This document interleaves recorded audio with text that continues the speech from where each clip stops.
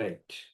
So day வந்து பார்த்தோமாக இருக்குன்னு நாங்கள் என்னத்தை பற்றி பார்க்க போகிறோம்னா வந்து ஃபிசிக்கலில் வந்து ஃபஸ்ட்டு ரசாயன சமநிலையை பற்றி பார்ப்போம்.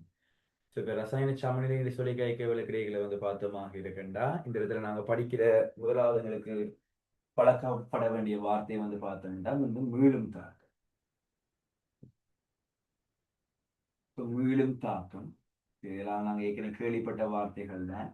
மீளும் தாக்கம் என்று சொல்றது வந்து பார்த்தோமாக இருக்கண்டா என்னண்டா நம்மளா கைக்கு வந்து பார்ப்பீங்களா இருக்கன்னா மீளும் தாக்கம் என்று சொல்றேன்னு சொல்லி பார்த்தோம்னா ஒரு தாக்கத்துல வந்து தாக்கிகள் விளைவுகளாக மாறக்கூடிய டைம்ல சந்தர்ப்பத்துல வந்து தாக்கிகள் வந்து பார்த்தீங்கன்னா விளைவுகளாக மாறக்கூடிய சந்தர்ப்பத்துல விளைவுகளுமே வந்து பார்த்தீங்கன்னா வந்து தாக்கிகளாக மாறக்கூடிய சந்தர்ப்பம் இருக்கக்கூடிய தாக்கங்களை வந்து நாங்க மீளும் தாக்கம் சொல்லி சொல்றோம். அப்ப அதுல தாக்கிகள் விளைவுகளாக மாறுதுன்றா வந்து அந்த தாக்கத்தை வந்து முட்டாக்கம் என்றும் அதே விளைவுகள் வந்து தாக்கிகளாக மாறுமாக இருக்க நம்ம தாக்கத்தை வந்து நாங்க பித்தாக்கம் என்று சொல்றோம். ஒரு தாக்கத்தை பற்றி கைக்கிறீங்க தாக்கம் மீளும் தாக்கமாக இருக்கீங்கள தாக்கிகள் விளைவுகளாக மாறக்கூடிய அதே சந்தர்ப்பத்துல விளைவுகளுமே வந்து தாக்கிகளாக மாறும். தாக்கிகள் விளைவுகளாக மாறுறது நீங்க முட்டாக்கம் என்று சொல்லுவீங்களாக இருக்குன்னா விளைவுகள் தாக்கிகளாக மாறுறதை வந்து நாங்கள் பித்தாக்கம் என்று சொல்லி கதைப்போம். இந்த ரெண்டு வகையிலையுமே வந்து பார்த்தீங்கன்னா நகர்வடையக்கூடிய தாக்கங்களை நாங்கள் சாதாரணமா வந்து பார்க்கல வந்து பார்த்தோம்னாலும் மீளும் தாக்கம் என்று சொல்லி சொல்றோம். இந்த மீளும் தாக்கங்களை பொறுத்தவரையில வந்து பார்த்தோம்னா வந்து மெயினான விஷயம் வந்து எங்களுக்கு வந்து பார்த்தீங்கன்னா ரெண்டாவது வார்த்தைகள் தெரிய வேண்டிய வார்த்தை சமநிலை என்றால் சமநிலை. அப்ப சமநிலை என்று சொல்றது வந்து பார்த்தோமாக இருக்கண்டா வந்து எப்படி நாங்க சொல்றோமாக இருக்கண்டா எங்களுக்கு தாக்கிகள் விளைவுகளாக மாறும் வீதம் தாக்கிகள் விளைவுகளாக மாறும் வீதம்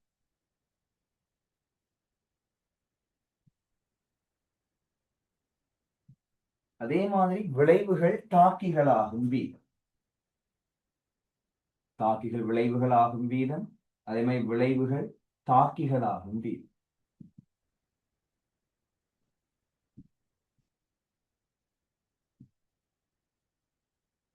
ரெண்டுமே வந்து பார்த்தீங்கன்னா வந்து ஒன்றுக்கொண்டு சமனாக அமையக்கூடிய நிலைமைய நாங்க வந்து பார்த்தோம்னா வந்து சமநிலை இல்லாட்டி இயக்கச் சமநிலை ரெண்டு வகையில சொல்லலாம் சமநிலை அல்லது இயக்கச் சமநிலை இக்லிபீரியம் அல்லது கைனடிக் ஈக்லிபீரியம் சொல்லி கருப்போம். ஸோ சமநிலை அல்லது இயக்கச் சமநிலை. ஸோ தாக்கிக விளைவுகளாக மாற வீதத்தை நாங்கள் வந்து முட்டாக்க வீதம் என்று சொல்லி சொல்லுவோம்.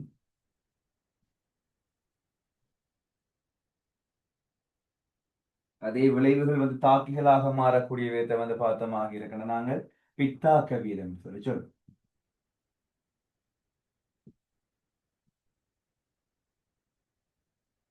இந்த மாதிரி வந்து பாத்தீங்கன்னா முட்டாக்க வீதம் பித்தாக்க வீதத்துக்கு சமனாக வரக்கூடிய நிலைமையை வந்து நாங்க சமநிலை என்று சொல்லி சொல்றோம்.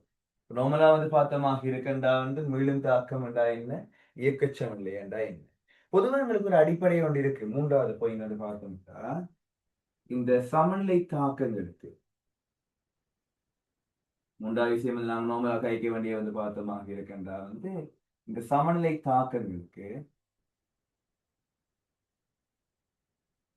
சமநிலை என்ற நிலையை கைக்கிறீங்களாக இருக்கின்ற சமநிலையில் சமநிலை தாக்கங்களை பெரிய கைக்கிறீங்களாக இருக்கின்ற அந்த சமநிலை தாக்கங்களுக்கு சமநிலையில வந்து டெல்டா ஜி பூஜ்ஜியம் என்று சொல்லி நான் கருது. அதோட சுய ஜிப்சின் வெப்ப உள்ளுரை மாற்றம் வந்து பார்த்தமாக இருக்குன்னா பூஜ்ஜியமாக இருக்குன்னு சொல்லி கருது. அப்ப இந்த இடத்துல வந்து பாத்தீங்கன்னா இந்த டெல்டா ஜின்ற பெருமானம் உங்களுக்கு பூஜ்ஜியமாக வருது என்றா என்ன பேசிக் என்று விளங்கிக் கொள்ளணும். உங்களுக்கு தெரியும் டெல்டா ஜி சமன் delta H minus T into delta S தானே. டெல்டா ஜி சமன் delta H minus T into delta S. இப்போ நீங்க வந்து பாத்தீங்கன்னா அதுல முதலாவது கண்டிஷன் கைகிறீர்கள் ஒரு அகவெப்ப சமநிலை ஒரு அகவெப்ப சமநிலை அதாவது எண்டோதெர்மிக் ஈக்லிபிரியம் ஒரு அகவெப்ப சமநிலை. நார்மலா வந்து பாப்பீங்களாக இருக்கண்டா வந்து உங்களுக்கு ஒரு அகவெப்ப சமநிலை என்று சொல்லி கைக்க போறீங்களா இருக்கண்டா அந்த டெல்டா ஹெச் பிளஸ் தானே அகவெப்ப தாக்கம்டா டெல்டா ஹெச் வந்து பாத்தீங்கன்னா அந்த பிளஸ் தானே. எங்களுக்கு இப்ப தெரியுது வந்து இவர் வந்து டெல்டா ஜி என்றது வந்து பாத்தீங்கன்னா பூச்சியமாக வேணும். டெல்டா ஜி என்றது வந்து பூச்சியமாக வேணும். டெல்டா ஹெச்ன்றது வந்து பாத்தீங்கன்னா பிளஸ் என்றா இந்த மைனஸ் டீன் டெல்டா எஸ் பெருக்கி வர விடையும் எங்களுக்கு என்னவா இருக்கும்? மைனஸா இருக்கவர். ஏன் இவர் பிளஸ்ஸா இருந்து அதே வேல்யூ வந்து பாத்தீங்கன்னா வந்து இங்கால மைனஸ்ல வந்தா தான் எங்களுக்கு இது வந்து பார்த்தா பூச்சியமாக. இப்ப இவர் வந்து பாத்தீங்கன்னா பிளஸ்ஸா இருந்து இந்த பெருக்கம் வந்து பாத்தீங்கன்னா மைனஸா வருமா இருக்கண்டா தான் இந்த பிளஸோட இந்த மைனஸ் சேர்ந்து எங்களுக்கு ஆன்சர் பூச்சியமாக. ஆக வந்து பாப்பமா இருக்கண்டா இவர் எங்களுக்கு பெருக்கி மைனஸ்ல வர வேணுமா இருக்குண்டா இவரும் கண்டிப்பா எங்களுக்கு பிளஸ்ஸா இருக்க வேணும். ரைட். அப்ப எங்களுக்கு வந்து பார்த்து டெல்டா ஹெச்சும் பிளஸ்ஸா இருக்கும். டெல்டா ஹெச்சுமே வந்து பாத்தீங்கன்னா பிளஸ்ஸா இருக்க வேணும். அதே நீங்க இப்ப வந்து பாப்பீங்களா இருக்கண்டா வந்து ஒரு புறவெப்ப சமநிலையை பார்த்தீங்கன்னா நீங்க கருத போறது வந்து பாத்தீங்கன்னா வந்து ஒரு புறவெப்ப சமநிலை. நீங்க பார்க்க போற சமநிலை வந்து பார்த்தோமா இருக்கண்டா வந்து ஒரு புறவெப்ப சமநிலையா இருக்க வேணுமா இருக்கா? உங்களுக்கு தெரியும் டெல்டா ஜி சமன் delta H minus T delta S இவர் வந்து ஜீரோ கருதும். டெல்டா ஹெச் வந்து பாப்பீங்களா இருக்குன்னா மைனஸ் புறவெப்பத்தாக்க டெல்டா ஹெச் வந்து பார்த்தா மைனஸ். உங்களுக்கு ஆன்சர் வந்து பிளஸ்ல வரணுமா இருக்கண்டா இவர் பெருக்கி வரக்கூடிய இந்த பகுதி வந்து பிளஸ்ஸா இருந்துச்சுட்டா தான் இந்த பிளஸோட இந்த மைனஸ் சேர்ந்து இவர் என்ன வரலாம் பூஜ்ஜியமா வரலாம். இவர் கண்டிப்பா உங்களுக்கு மைனஸ் ஆனது மைனஸ் இன்டு மைனஸ் பிளஸ். அப்ப இதை பார்க்க உங்களுக்கு என்ன விஷயம் விளங்குதுன்றா சமநிலை தாக்கம் ஒன்றுக்கு சமநிலையில வந்து டெல்டா ஜி பூஜ்ஜியம் என்று கருதுறீங்களாக இருக்கின்றா அதன் டெல்டா எச் குறியும் டெல்டா எஸ் குறியும் ஒரே குறியாக இருக்கும். சமநிலை தாக்கம் ஒன்று வந்து பார்ப்பீங்களாக இருக்கின்றான் சமநிலையில அந்த டெல்டா ஜி வந்து பார்த்தீங்கன்னா பூஜ்ஜியம் என்று நாங்க கருதுறோமாக இருக்கின்றா அந்த டெல்டா எச் குறியும் டெல்டா எஸ் குறியும் வந்து பார்த்தீங்கன்னா வந்து பூஜ்ஜியமாக இருக்கு.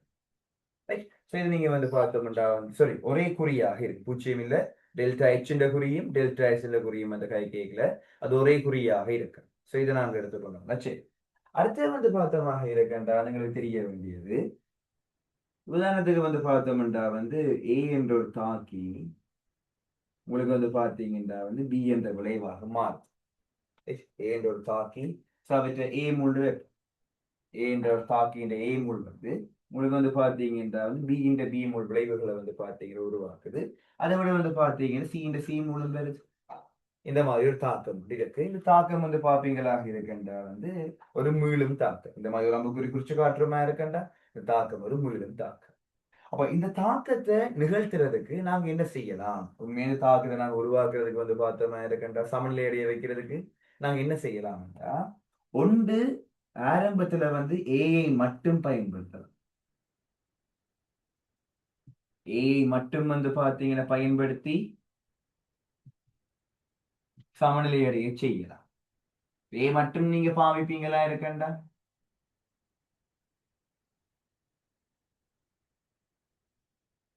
ஒரு விஷயம் வந்து பாப்பீங்களா இருக்குன்னா நீங்க ஏ மட்டும் பாவிச்ச தாக்கத்தை சமநிலை அடைய செய்யலாம். அப்படி ஏ மட்டும் இந்த இடத்துல பயன்படுத்துவீங்களாக இருக்குதுன்னா உங்களுக்கு ஏ வந்து என்ன செய்யும் பியையும் உருவாக்கி சியையும் உருவாக்கும்.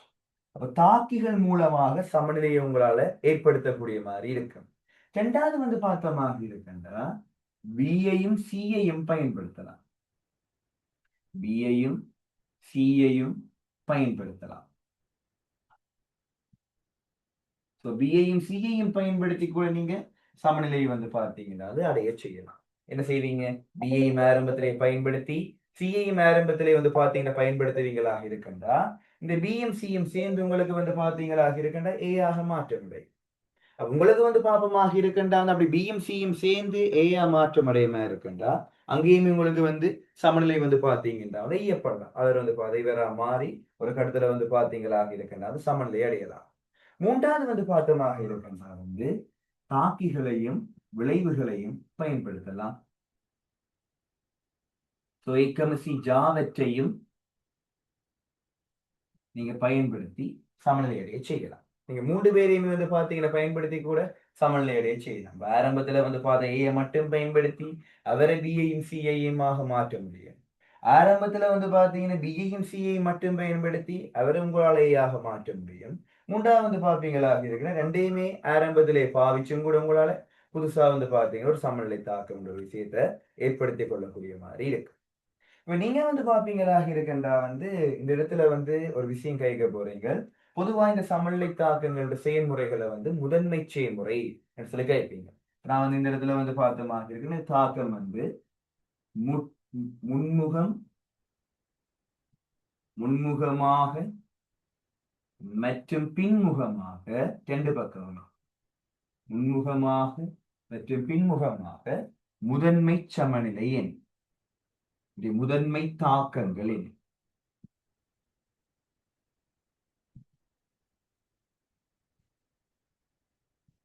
பொதுவா வந்து சமநிலை தாக்கங்கள் வந்து பார்த்து ஒரு மீளும் தாக்கத்தை கருதுவீங்களாக இருக்குன்னா மீளும் தாக்கங்கள் பெரும்பான்மையான சந்தர்ப்பங்கள்ல வந்து ஒன்றுக்கு மேற்பட்ட படிகளை கொண்டிருக்கிறது குறைவு. அது ஒரு படியில நடக்கும். தாக்கிகள் வந்து பார்த்தீங்கன்னா விளைவுகளாக மாறுறதும் சரி, விளைவுகள் வந்து பார்த்த தாக்கிகளாக மாறுறதும் சரி, ஒரு படியில நடக்கும். ஒரு படி நடக்குதுன்றா வந்து அது எங்களுக்கு முதன்மை தாக்கம் அப்படின்னு சொல்லி சொல்லுவோம். ரசாயன தாக்கம் ஒன்று வந்து ஒரு படியிலேயே நடந்து எங்களுக்கு விளைவுகள் உருவாக்கமா இருக்குன்றா அது நாங்க முதன்மை தாக்கம் சொல்லி சொல்லுவோம். இப்ப இந்த இடத்துல வந்து பாப்பீங்களாக இருக்கு நாங்க பெரும்பாலும் கதைக்கக்கூடிய சமநிலை தாக்கங்கள் வந்து வாயுநிலை சமநிலை தாக்கங்கள். இந்த வானிலை சமநிலை தாக்கங்களை பற்றி கேட்கிறவங்க வந்து எங்களுக்கு அடிப்படையே என்னென்ன விஷயங்கள் தெரிஞ்சிருக்க வேணும் என்றா ஒரு வாயுநிலை சமநிலை தாக்கத்தை பொறுத்தவரையில வாயு சமநிலையை பொறுத்தவரையில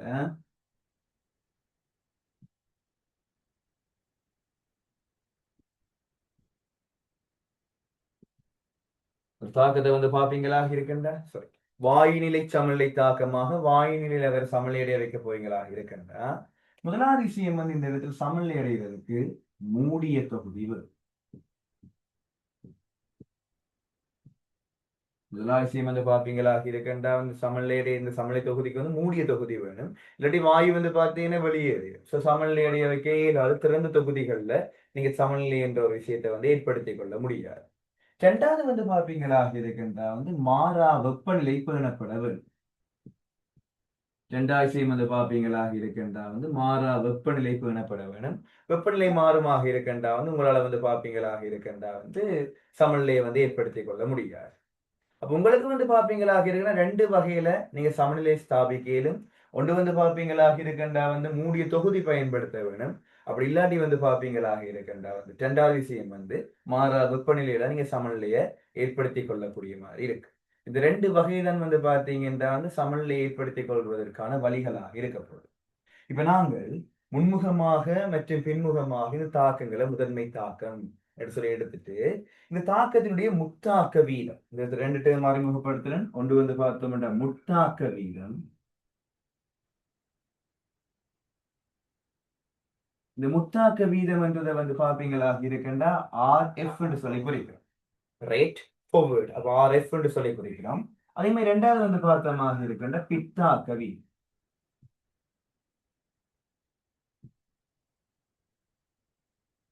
ரிவர்ஸ் என்று சொல்லி குறிக்கிறோம். ரேட் ரிவர்ஸ் என்று சொல்லி குறிக்கிறோம்.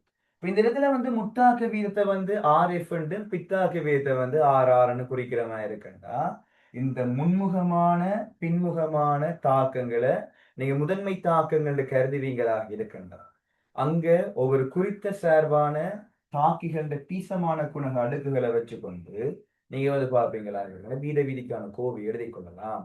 என்ன சொல்ல வாரம்டா நான் இந்த இடத்துல எழுதுறேன். இப்ப நீங்க RF சொல்லி பார்க்கிறீங்க முத்தாக்க வீதம் RF சொல்லி பார்க்கிறீங்களா இருக்குண்டா அந்த RFன்றது வந்து பார்த்தோம்னா முத்தாக்க வீதம் என்றது என்னது முத்தாக்கம் என்று என்னது தாக்கிகள் விளைவுகளாக மாறும்.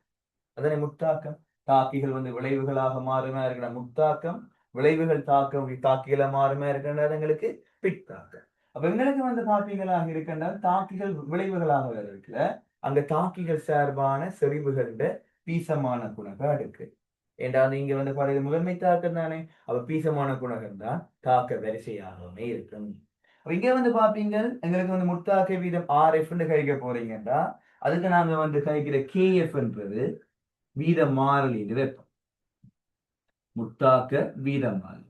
அதே மாதிரி இங்க வந்து பார்த்தா KRன்னு சொல்லி ஒன்று கழிக்கிறீங்கன்னா அது பித்தாக்க வீத மாறிலி.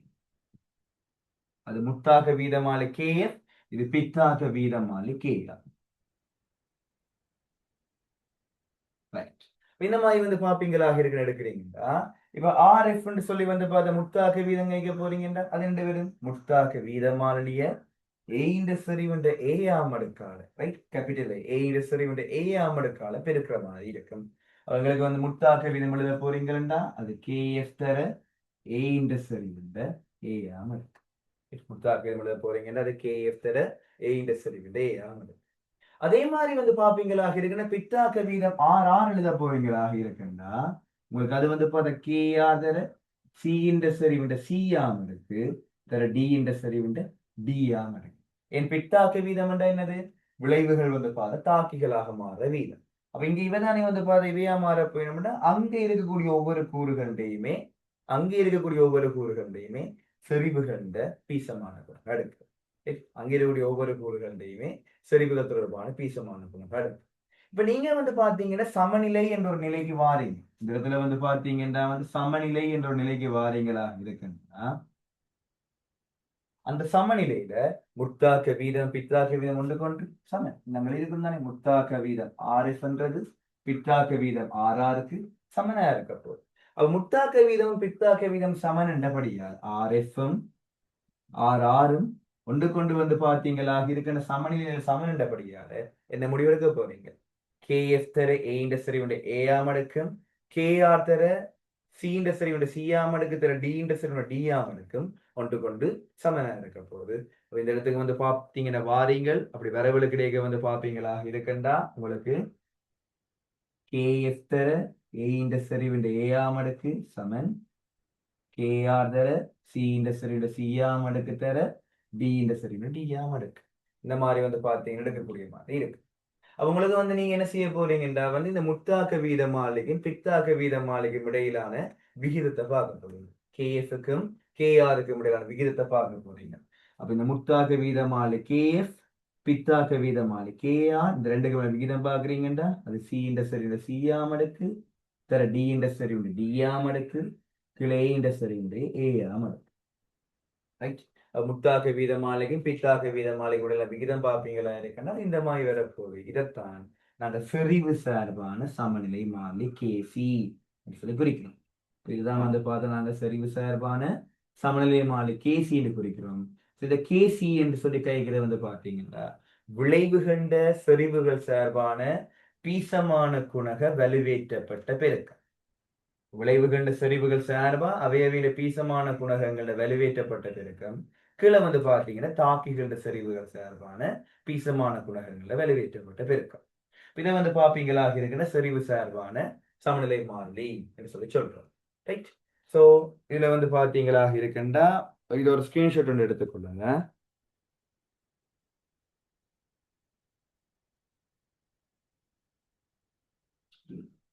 ஸோ ஒரு பேஜுமே இப்படி ஸ்க்ரீன்ஷாட் எடுத்துட்டு வந்து பார்த்தீங்கன்னா பிறகு நீங்கள் அதை இப்போ நான் வகுப்பு முடிக்கிறனா இருக்குன்னா அது பிறகு ஒரு ½ ஹவரோ 1 ஹவரோ ஸ்பெண்ட் பண்ணி நீங்கள் வந்து அதை நீட்டாக எழுதி எடுத்துக்கொண்டீங்கன்னா அது உங்களுக்கு யூஸ்ஃபுல்லாக இருக்கும்.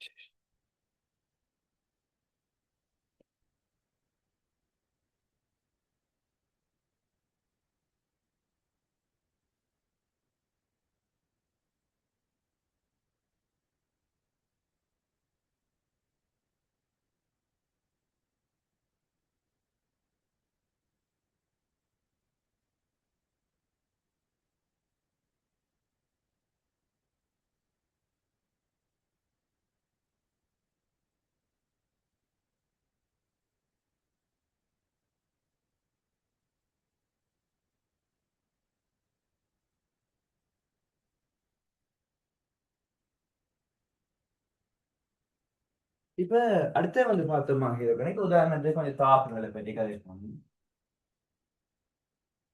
இப்போ உதாரணம் ஒன்று வந்து பார்த்தோம்னா வந்து இப்போ H2 கேஸும் I2 கேஸும் வந்து பார்த்தீங்கன்னா வந்து இடைத்தாக்கம் அடையுது. அதுல இருந்து வந்து பாத்தீங்கன்னா 2 HI கேஸ் உருவாகும். அதே சந்தர்ப்பத்தில் HI கேஸின் பிரிஞ்சு வந்து பாத்தீங்களாக இருக்குண்டா H2 கேஸையும் I2 கேஸையும் உருவாகக்கூடிய மாதிரி இருக்கு. இந்த மாதிரி ஒரு தாக்கத்துக்கு வந்து பாத்தீங்கன்னா இப்ப நீங்க செறிவு சார்பான சமநிலை மாலை கேசி எழுதுறீங்களா இருக்குண்டா அது உங்களுக்கு HI கேஸ் செறிவுண்ட வர்க்கம் விளைவுகள செறிவுகள பீசமான குணகடக்கு கீழே வந்து பாப்பீங்களாக இருக்குண்டா H2 கேஸ் செறிவு தர I2 கேஸ் செறிவு. ரைட். இந்த மாதிரி ஒரு தாக்கம் பாக்குறீங்களாக இருக்குண்டா இப்ப கேசிக்குரிய அலகுகள் இந்த இதுல வந்து பாத்தீங்கன்னா வந்து கேசியினுடைய அலகு என்று சொல்லி பாப்பீங்களா இருக்குண்டா பொதுவா நாங்க வந்து செறிவுக்கு எல்லா இடத்துலயுமே மோல் டெசிமீட்டர் மைனஸ் அலகு வந்து பயன்படுத்துறோம். செறிவுக்கு வந்து பார்த்தா மோல் டெசிமீட்டர் மைனஸ் அலகு நாங்க சாதாரணமாக பயன்படுத்தக்கூடிய அலகு. இதுல ஞாபகம் இருக்க வேண்டிய விஷயம் வந்து பாத்தீங்கன்னா வந்து செறிவினுடைய சாதாரண அலகு சாதாரண அல்லது பொதுவான அலகு செறிவை பற்றி கைகிறீங்களாக இருக்கின்ற செறிவு கையக்கூடிய சாதாரண அல்லது பொதுவான அலகு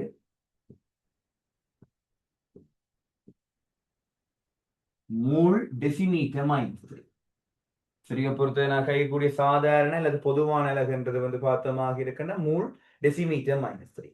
ஆனா செறிவின் சர்வதேச அலகு நீங்க மூலர் செறிவு வழக்கேக்கிற வந்து பாத்தீங்களாக இருக்குண்டா செறிவினுடைய சர்வதேச அலகுன்றது மூலிங்களுக்கு எவ்வளவுதான் எங்களுக்கு மூல் மீட்டர் மைனஸ் 3.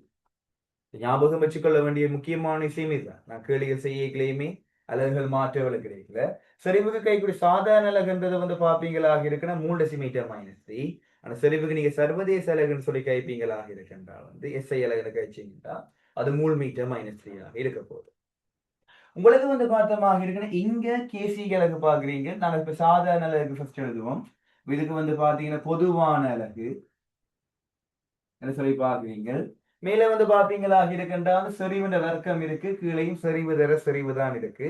அப்ப செறிவுண்ட வர்க்கம் செறிவு தர செறிவுன்னு சொல்லி பார்க்க கிடைக்கும். இதுவும் செறிவுண்ட வர்க்கம் தான். ஆக முதல்ல வந்து பார்த்தோம்னா இங்க கேசிங்களுக்கு அலகு இல்லை. அப்ப இங்க வந்து பார்த்தோமாக இருக்கிற கேசியை பொறுத்தவரை கேசிக்கு வந்து பார்த்தோம்னா அலகு இல்லை. அதே இந்த மாதிரி வந்து இப்ப இன்னொரு உதாரணம் பாருங்க. எக்ஸாம்பிள் வந்து இன்னொன்று பாருங்க. N2 கேஸ் இருக்கு. அவர் வந்து பார்த்தீங்கன்னா H2 கேஸோட தாக்கம் அடைகிறார். அவர் உங்களுக்கு அமோனியாவை உருவாக்குறார். அதே சந்தர்ப்பத்துல வந்து பார்த்தமாக இருக்குன்னா அமோனியாவாலையும் பிரிகடைஞ்சு N2 கேஸையும் H2 கேஸையும் உங்களுக்கு உருவாகக்கூடிய மாதிரி இருக்கு. இந்த மாதிரி ஒரு சிச்சுவேஷன்ல வந்து இப்ப நீங்க கேசி கோவிலுறீங்களா இருக்கண்டா இங்க உங்களுக்கு என்ன வரப்போகுது அமோனியா கேஸ் செறிவு அதுல வர்க்கம் அமோனியா கேஸ் செறிவுட வர்க்கம் கீழே வந்து பாப்பீங்களாக இருக்கிற N2 கேஸ் செறிவு H2 கேஸ் செறிவுடைய கணம். அப்ப இங்க வந்து பாத்தீங்கன்னா கேசிக்கு வந்து இப்ப கேசியினுடைய அழகுன்னு சொல்லி வாரீங்களாக இருக்கண்டா இங்க கேசியினுடைய அழகுன்னு சொல்லி பாக்குறீங்களாக இருக்கு. இப்ப அதுக்கு பொது அழகு பாக்குறீங்க பொதுவான அல்லது சாதாரண அழகு பாக்குறீங்கன்னா மேல என்ன செய்யுது உங்களுக்கு செறிவுடைய வர்க்கம் இருக்கு. மேல செறிவுடைய வர்க்கம் இருக்கு. மோல் டெசிமீட்டர் மைனஸ் 3 வர்க்கம் இருக்கு. கீழே இங்க வந்து பார்த்தா செறிவு தர செறிவின் கணம் என்ற செறிவின 4ஆம் அடுக்கு இருக்கு. மேல வந்து பாத்தீங்கன்னா செறிவின் வர்க்கம் இருக்கு. கீழே செறிவின் 4ஆம் அடுக்கு இருக்குண்டா சுருக்குவீங்களா இருக்குன்னா கீழே என்ன மிஞ்ச போகுது செறிவின் வர்க்கம் மிஞ்ச போது கீழே அது மேல வருமாக இருக்குன்னா -2 எழுத போறீங்க. நீங்க மேல செறிவின் வர்க்கம் கீழே செறிவின் 4ஆம் அடுக்கு இருக்கு. வெட்டுவீங்களா இருக்குன்னா கீழே செறிவின் வர்க்கம் வரப்போது அது மேல வந்துச்சுன்னா செறிவின் -2. அதான் பொதுவான அலகு மோல் டெசிமீட்டர் -3 -2ஆம் அடுக்கு -2 பெருக்குவீங்களா இருக்குண்டா மூல் -2 டெசிமீட்டர் 6 டைம்ஸ் பிளஸ்ல வரப்போ டெசிமீட்டர் 6 டைம்ஸ் என்று சொல்லி அதே வந்து பாத்தீங்கன்னா வந்து இப்ப SI அலகுன்னு பார்த்தா அந்த டெசிமீட்டர் 6 டைம்ஸ் வந்து பாத்தீங்கன்னா மீட்டர் கணவா வரப்போ மூல் மீட்டர் மூல் -2 மீட்டர் 6 டைம்ஸ் அதாவது மூல் மீட்டர் -3 மூல் மீட்டர் -3க்கு வந்து பாத்தீங்களாக இருக்கண்டா நீங்க -2 எடுக்க போறீங்க. அப்ப இந்த இடத்துல அலகு மாற்றம் என்ற இன்னொரு விஷயம் வந்து இம்பார்ட்டன்ட். உங்களுக்கு எங்கேயாச்சும் இடத்துல வந்து பார்த்த கைக்கு ஒரு டெசிமீட்டர் கணம் என்பது 10⁻³ மீட்டர் கணம் என்று தெரிஞ்சிருக்கும். ஒரு டெசிமீட்டர் கணத்தை நீங்க வந்து அலகு மாதிரிங்களாக இருக்கிறது 10 மீட்டர் கணம் மட்டும் தெரிஞ்சிருக்கு. இப்ப இன்னொரு உதாரணம் வந்து பாப்பீங்களாக இருக்காங்க. உதாரணத்துக்கு வந்து இப்ப கால்சியம் கார்பனேட் எடுக்கிறீங்க, அவரை வந்து பாத்தீங்கன்னா வெப்பமேத்துறீங்க, கால்சியம் ஒட்சைடு திண்மமாகவும் கார்பனேட் ஒட்சைடு வாயுவாகவும் வரும். அதுல கால்சியம் ஒட்சைடு வாயுவும் கார்பனேட் ஒட்சைடு வாயுவும் சேர்ந்து உங்களுக்கு வந்து பாத்தீங்கன்னா கால்சியம் கார்பனேட் ஆயும் வரும். இந்த மாதிரி ஒரு டைம்ல வந்து பாப்பீங்களா இருக்கிற கேசி கோவை எழுத போறீங்களா இருக்கண்டா, அந்த கேசி கோவை என்பது CO2 செறிவு மாத்திரம். CO2 வாயுடைய செறிவு மாத்திரம்.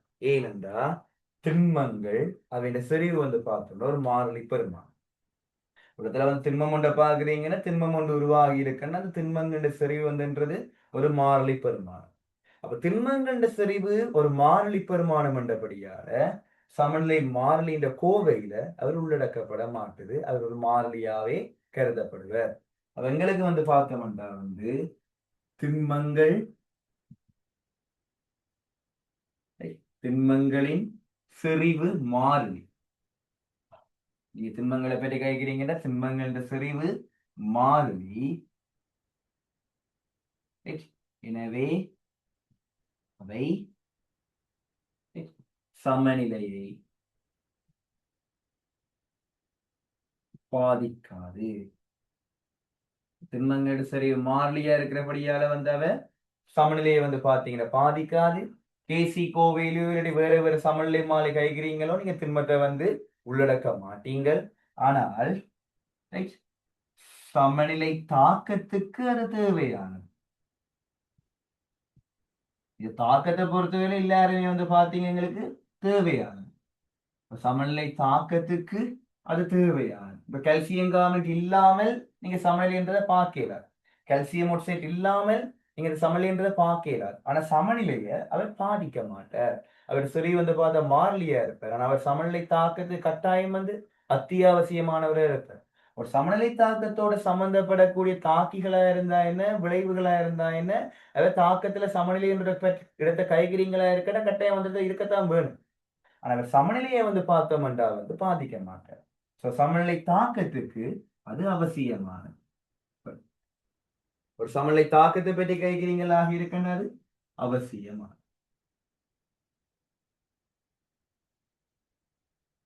அவர் இல்லாம நீங்க சமநிலை தாக்கம் ஒரு விஷயத்தை வந்து பார்ப்பீங்களா இருக்குன்னா உங்களால பார்க்க இயலாது. சமநிலை தாக்கத்தை பொறுத்த வரையில அவர் தேவையான ஒரு ஆளா இருப்பார். கண்டிப்பா வந்து பார்ப்பீங்களாக இருக்குன்னா தேவையான ஒரு ஆளா இருப்பார். அவர் இல்லாம வந்து பார்ப்பீங்களாக இருக்குன்னா உங்களால தமிழ்நிலையை ஸ்தாபிக்கவே இயலாது. இது ஒரு விஷயம். திண்மங்கள் வந்து பாத்தீங்கன்னா கருதுறீங்களா இருக்கு. இங்க கேசி அழகுன்னு சொல்லி பாத்தீங்கன்னா இங்க வந்து பாத்தீங்கன்னா கேசியுடைய அழகுன்னு சொல்லி பாப்பீங்களா இருக்கண்டா, அது உங்களுக்கு வெறும் மூல் டெசிமீட்டர் -3 தான். நாங்க வந்து தனிய சிறிய மட்டும்தான் இருக்கு. அப்படி இல்லாட்டி வந்து பார்த்தோமாக இருக்குண்டா சர்வதேச அலகுன்னு சொல்லி பார்க்கிறதுக்கு அது மூல் மீட்டர் -3 இருக்க போகுது. சரி, இந்த சர்வதேச அலகு மூல் மீட்டர் -3 இருக்க போகுது. இப்படி ஒரு சமநிலை தாக்கத்தை பற்றி கதைக்கிறீங்களாக இருக்குன்னா சமநிலை மாளிகளுக்கு வந்து பார்த்தா அலகு என்பது எல்லா சமநிலை மாளிகளுக்கும் ஒரே ஒரே அலகு இல்லை. கைகுடி எல்லா சமநிலை மாளிகளுக்குமே வந்து பார்த்தா ஒரே அலகு இல்லை. கதைக்குடி தாக்கங்களுக்கு ஏற்ற மாதிரி ஒவ்வொரு வகை தாக்கங்களுக்கு ஒவ்வொரு வகையான சமநிலை மாளிகள் இருக்கு. அதை அண்டர்ஸ்டாண்ட் பண்ணவங்க சரி வேற வேற வேற வேற சமநிலை தாக்கங்களை பற்றி கேட்கும் இது வேற வேற வேற வேற அலகுகள் வந்து பார்த்தீங்கன்னா இருக்க போகுது. இப்ப நீங்கள் எப்படி வந்து பார்த்தோமாக இருக்கின்றா வந்து இவ்வளவு நேரமே ஒரு முத்தாக்க வீதமும் பித்தாக்க வீதம் சமன் அதை வச்சு கொண்டு வந்து பார்த்தோமாக இருக்கின்றா செறிவு சார்பான ஒரு சமநிலை மாலை கைக்கிறோமோ அதே மாதிரி வந்து பார்த்தா நாங்க இன்னொரு சமநிலை மாலை கைக்கலாம் பகுதிய முக்கம் சார்பான சமநிலை மாலை. இதே விஷயத்தையும் வந்து பார்த்தோம் என்றால் நீங்க செறிவு சார்பா கைக்காம நாங்க இன்னொரு வகையிலையும் கைக்கலாம் பகுதிய முக்கம் சார்பான சமநிலை மாலை.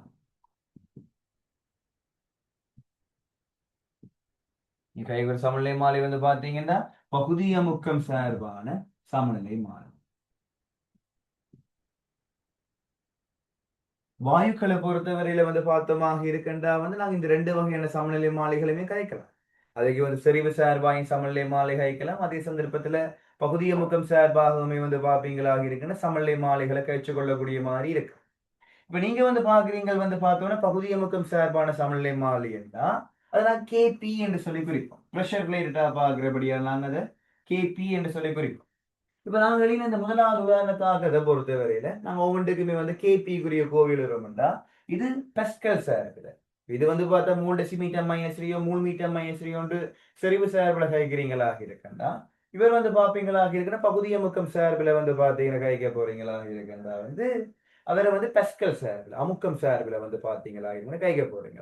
உதாரணத்துக்கு முதலாவது விஷயம் பாத்தீங்கன்னா இப்ப H2 கேஸும் I2 கேஸும் பார்த்தா இடைத்தாக்கம் அடைஞ்சு 2 HI கேஸ் உருவாகுது. 2 HI கேஸ்ல இருந்தும் கூட பார்த்தோம்னா H2 கேஸும் I2 கேஸும் வருது. இதுக்கு நீங்க பகுதி அமுக்கம் சார்பான சமநிலை மாலை KP எழுதுறீங்களா இருக்குண்டா இங்க செறிவுகள் சார்பாக அவையில பீசமான குணக அடுக்குகளை பாத்தீங்கன்னா போடுறீங்களா இருக்குன்னா இங்க என்னத்தை போட போறீங்க? அவைய பகுதி அமுக்கம் சார்பான பீசமான குணக அடுக்குகளை போட போறீங்க. இங்க செறிவு சார்பா அடுக்குகள் போட்டு அவை சார்பாக நீங்க கணிக்கக்கூடிய சமநிலை மாறி உங்களுக்கு கேசியா இருக்குண்டா அதே நீங்க பகுதி அமுக்கம் சார்பாக கணிக்கக்கூடிய மாதிரி இருக்குன்னா நம்ம கேபி என்று சொல்லி சொல்ல போறோம். அப்ப இப்ப கேபி என்று சொல்லி பாக்குறீங்களா இருக்குண்டா இங்க உங்களுக்கு HI கேஸினுடைய பகுதி அமுக்கத்தினுடைய வர்க்கம் இந்த அவர் சார்பான அடுத்து பாத்தீங்கன்னா 2 தான். அப்ப விளைவுகள் சார்பான பகுதி அமுக்கத்தினுடைய வர்க்கம் HI சார்பான பகுதி அமுக்கத்தினுடைய வர்க்கம் கீழே H2 சார்பான பகுதி அமுக்கம் தர I2 சார்பான பகுதி அமுக்கம் H2 பகுதி அமுக்கம் தர I2 பகுதி அமுக்கம். உங்களுக்கு பாத்தீங்கன்னா H2 கேஸ் பகுதி அமுக்கம் தர I2 கேஸ் பகுதி அமுக்கம். சரி, H2 கேஸ் பகுதி அமுக்கம் தர I2 கேஸ் பகுதி அமுக்கம். ஒட்டுமொத்தமா இங்க கேபியும் பார்க்க விழுக்கிட்டா அழகு இல்லையோ. இங்க பார்த்தா உங்களுக்கு கேசிக்கு அழகு இல்லாத மாதிரி இங்கேயும் பார்த்தா கேபியும் அழகு இல்லை.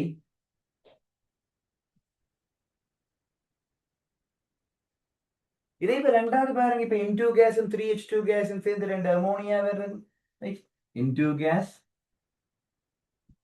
3H2 கேஸ் அதுல இருந்து பாப்பீங்களாக இருக்கிற 2 அமோனியா கேஸ் வாரது. அமோனியா கேஸ்ல இருந்த பிறகு பாத்தீங்கன்னா N2 கேஸும் H2 கேஸும் வாரு. இந்த தாக்கத்தை பொறுத்தவரையில பாப்பீங்களாக இருக்கண்டா நீங்க இப்ப பார்த்த கேபியினோட கழிச்சீங்கண்டா அதே மாதிரி தான் கேபின்றது அமோனியாவினுடைய பகுதி அமுக்கத்தினுடைய வர்க்கம் பௌதீக நிலைகளோட நீங்க சமநிலை மாலைக்குரிய கோவை எழுதுவாமா. அமோனியா கேஸினுடைய பகுதி அமுக்கத்தின வர்க்கம் கீழே பாப்பீங்களாக இருக்கின்ற N2 கேஸின் பகுதி அமுக்கம் தர H2 கேஸின் பகுதி அமுக்கத்தினுடைய கணம் N2 கேஸின் பகுதி அமுக்கம் தர H2 கேஸினுடைய பகுதி அமுக்கத்தினுடைய கணம். இங்க இப்ப கேபிக்கு அழகுன்னு பாப்பீங்களா இருக்கண்டா கேபியின் அழகு என்ன நடக்குது உங்களுக்கு? மேல பாத்தீங்கன்னா அமுக்கத்துல வர்க்கம் இருக்கு, கீழே பாத்தீங்கன்னா அமுக்கத்தின 4ஆம் அடுக்கு இருக்கு.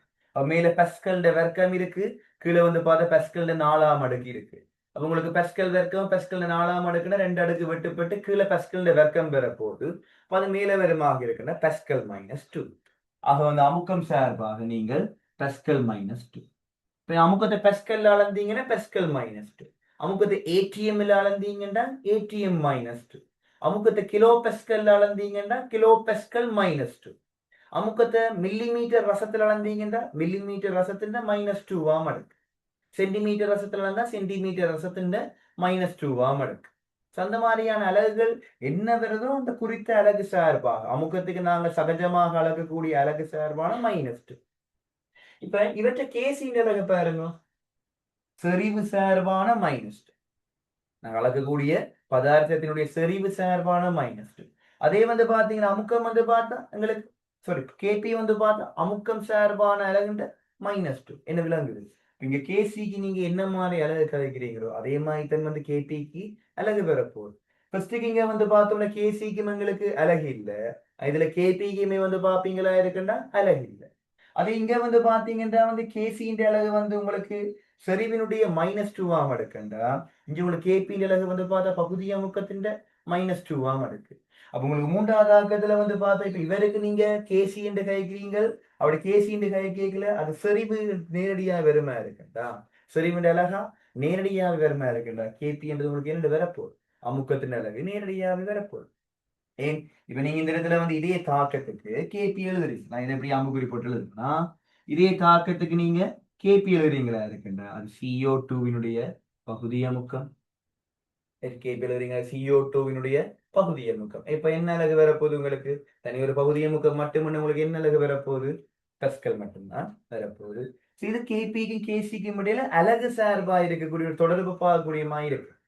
கேபிக்கும் கேசிக்கும் வந்து பாத்தீங்கன்னா அலகு சார்பா ஒரு கனெக்ஷன் இருக்குன்றத வந்து பார்த்தமாக இருக்குன்னா பார்க்கக்கூடியமா இருக்கு இந்த மாதிரியான ஒரு விஷயத்துல.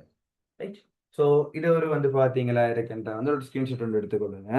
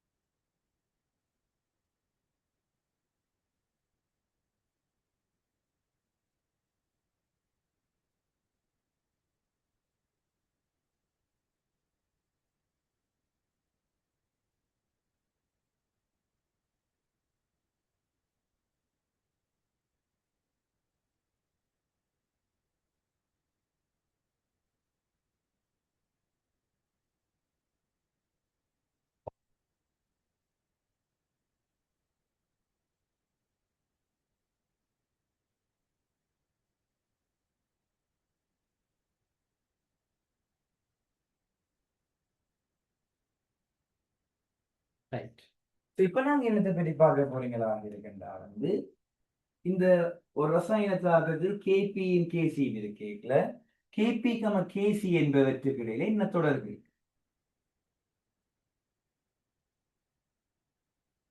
கேபி கம கேசி கேசி என்பவற்றுக்கு இடையிலான தொடர்பு.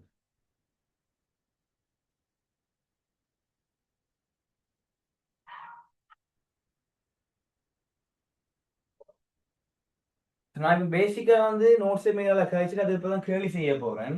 இப்ப யாராச்சும் புதுசா இதுவரைக்கும் இந்த படிக்காதவர்கள் யாரும் ஜாயின் பண்ணி இருக்கிறீங்களா இருக்குன்னா இந்த நம்பருக்கு வாட்ஸ்அப்ல ஒரு மெசேஜ் பண்ணி விடுங்க. நான் அதுக்கு ப்ரிப்பேர் பண்ணி இருக்கக்கூடிய ஹேண்ட் அவுட் வந்து பாத்தீங்கன்னா உங்களுக்கு அனுப்பி விடுறதுக்கு கேள்வி இருக்கக்கூடிய ஹேண்ட் அவுட் வந்து பார்த்து அனுப்பி விடுறதுக்கு மற்றவர்களுக்கு வந்து பாத்தீங்கன்னா நீங்க அவையவே இந்த இன்ஸ்டிடியூஷனுக்கு இருக்கக்கூடிய குரூப்ல வந்து பார்த்தோம்னா அந்த ஹேண்ட் அவுட்டை போட்டு விடுறேன்.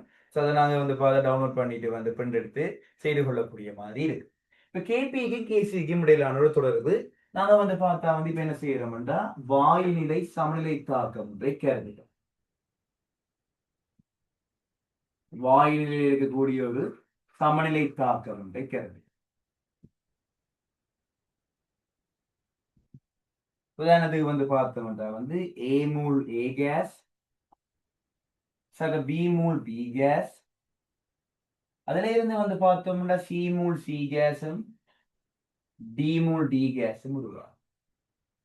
இந்த மாதிரி ஒரு சமநிலை தாக்கம் ஒன்று இருக்கு. உங்களுக்கு C mole C gas D mole D gas வந்து பார்த்தோம்னா ஏ மூல் ஏ கேஸ் ஆயும் பி மூல் பி கேஸ் ஆயும் வருது. இப்ப எங்களுக்கு இலட்சிய வாயு சமன்பாடு தெரியும். இந்த இலட்சிய வாயு சமன்பாடு தெரியும்.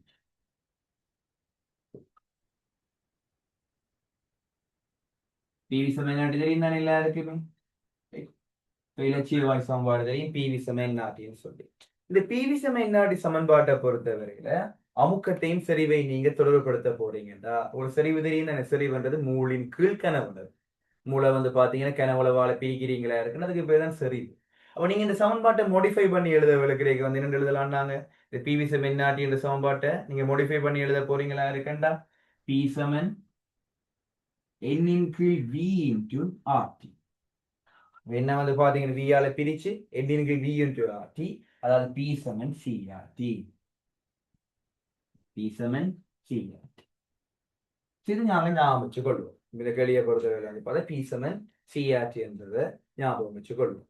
இவங்களுக்கு வந்து பார்த்தமாக இருக்குன்னு இந்த சமநிலை தாக்கத்தை பொறுத்தவரையில முத்தாக்க வீதம் சார்பவர் கோவை பித்தாக்க வீதம் சார்பவர் கோவை முத்தாக்க வீத மாலிக்கும் பித்தாக்க வீத மாலிக்கும் இடையிலான விகிதம் தான் கேசி.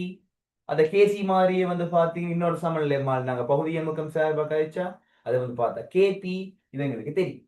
அப்ப நான் இப்போ ஒரேடியா வந்து பார்த்தா ஃபர்ஸ்ட் இவருக்கு வந்து கேசிக்கு ஒரு கோவை எழுதுறனா இருக்காச்சுண்டா அந்த கேசி என்ற கோவை நான் இப்ப என்ன எழுத போறேன் அது சி கேஸ் சரிவிட பகுதி அமுக்கம் பாருங்க பகுதிக நிலை போட்டு எழுதணும் சரிவிடுறதுல. அப்ப சி கேஸ் சரிவிட சியாமலுக்கு தர டி கேஸ் என்ற செறிவு டி ஆம் அடுக்கு கீழே வந்து பாப்பீங்கன்னா வந்து ஏ கேஸ் என்ற செறிவு ஏ ஆம் அடுக்கு தர பி கேஸ் என்ற செறிவு பி ஆம் அடுக்கு. இந்த மாதிரி வந்து பாத்தீங்கன்னா கேசி கோ எழுதி கொள்ளுவீங்க. அதே மாதிரி உங்களுக்கு இப்ப கேபி என்று சொல்லி வந்து பகுதி அமுக்கம் சார்பாக எவ்வளவு கிட்ட சி கேஸ் என்ற பகுதி அமுக்கத்தினுடைய சி ஆம் சி கேஸ் பிசி வந்து பார்த்தா பகுதி அமுக்கத்தின் சி ஆம் டி கேஸ் பகுதி அமுக்கத்தினுடைய டி ஆம் விளைவுகள பகுதி அமுக்கங்கள அடுக்குகளை തന്നെ மேலே போட போகும். கீழே வந்து பாத்தீங்கன்னா தாக்கிகள பகுதி அமுக்கங்கள பீசமான குணக வலுவேற்றப்பட்ட பெருக்கம் கீழ். அப்ப ஏ கேஸ் செறிவினுடைய ஏ ஆம் இருக்கு பி கேஸ் செறிவினுடைய பி ஆம் இருக்கு. இந்த மாதிரி வந்து பாத்தீங்கன்னா பாக்குறீங்க. இப்ப உங்களுக்கு தெரியும் பி வந்து பார்த்தோமாக இருக்குன்னு சி ஆட்டி தானே அமுக்கம்ன்றது வந்து பார்த்த செறிவு தர ஆட்டி தானே.